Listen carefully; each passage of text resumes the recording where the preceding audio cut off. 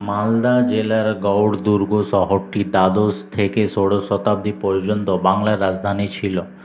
4 শতাব্দী ধরে গৌড় বহু রাজবংশের উত্থান পতনের সাক্ষী ছিল। ইতিহাসের ধ্বংসাবশেষ এখনও গ্রামীণ ভূদৃশ্যে স্থাপিত, যেমন 22 গাজী প্রাচীর, যা একসময় গৌড় দুর্গকে রক্ষা করেছিল। এখন এটি আগের মতোই ছোট হয়ে গেছে। প্রাচীরের মিনারগুলি 66 ফুট বা 22 গজ উঁচু, তাই এই নামকরণ করা হয়েছে।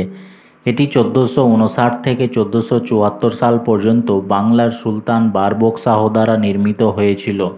বড়সোনা মসজিদ, যার আক্ষরিক অর্থ বড় সোনা মসজিদ, গৌড়ের ধ্বংসাবশেষের মধ্যে সবচেয়ে বড় এবং দর্শনীয় একটি। 1526 সালে নাসিরউদ্দিন নসরত শাহ কর্তৃক নির্মিত এই মসজিদটিতে একসময় 44টি গম্বুজ ছিল, যার মধ্যে মাত্র 11টি আজও টিকে আছে। বড়সোনা মসজিদটি 12 দুয়ারি নামেও পরিচিত। 12টি দরজা বিশিষ্ট একটি কাঠামো।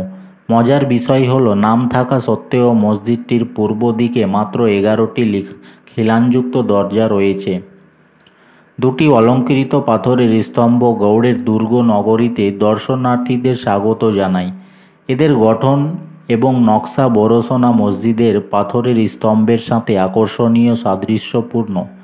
ধারণা করা হয় যে এই স্তম্ভগুলি একসময় মসজিদের অংশ ছিল, যদিও কেউ জানে না কখন এবং কেন এগুলি তাদের মূল স্থাপনা থেকে সরিয়ে দেওয়া হয়েছিল। সম্ভবত পরে এগুলো হাতি বাঁধার জন্য ব্যবহৃত হতো এবং তাই স্থানীয়রা হাতি বাঁধা স্তম্ভ নামকরণ করে। প্রায় 1 কিলোমিটার দক্ষিণে রামকেলি অবস্থিত, যা মহাপ্রভু চৈতন্যের উদ্দেশ্যে নিবেদিত একটি মন্দির। এই ঐতিহাসিক শহর জুড়ে ছড়িয়ে ছিটিয়ে থাকা অসংখ্য ধ্বংসাবশেষ এবং স্মৃতিস্তম্ভের মধ্যে এই মন্দিরটি একমাত্র সক্রিয় হিন্দু ধর্মীয় স্থান।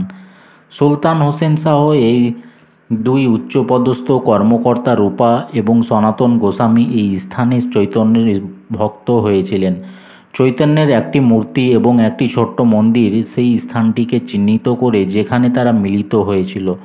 আজ রামকেলি বেশ আধুনিক মন্দির কমপ্লেক্স।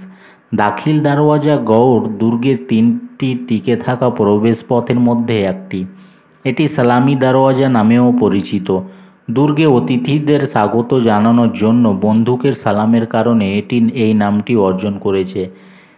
এই কাঠামোটি ইন্দো ইসলামিক স্থাপত্যের একটি সুন্দর নমুনা, যেখানে ফুল এবং জ্যামিতিক নকশার সূক্ষ্ম টেরাকোটার কাজ রয়েছে, যা দেওয়ালগুলিকে অলঙ্কৃত করে। ইট নির্মিত খিলানযুক্ত প্রবেশপথের পাশে রক্ষীদের ঘর রয়েছে এবং কাঠামোর কোণগুলি 4টি টাওয়ার দ্বারা চিহ্নিত করা হয়েছে।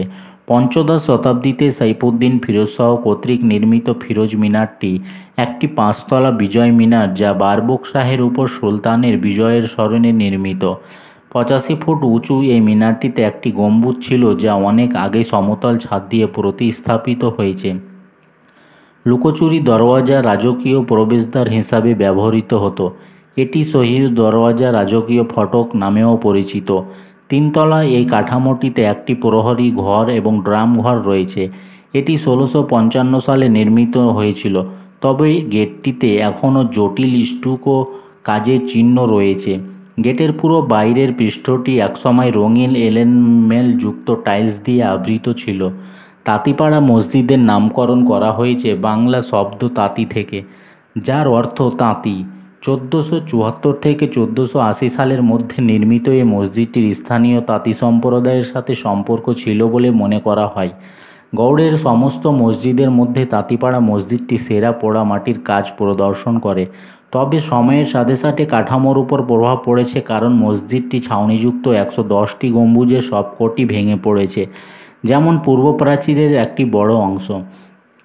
চামকাঠি মসজিদের নামকরণ কিভাবে হলো তা নিয়ে প্রচুর তথ্য রয়েছে। কেউ কেউ মনে করেন যে চামকাঠি শব্দটি চামড়া কাটার অর্থাৎ এই অঞ্চলের মুসলিম চামড়ার শ্রমিকদের ইঙ্গিত দেয়।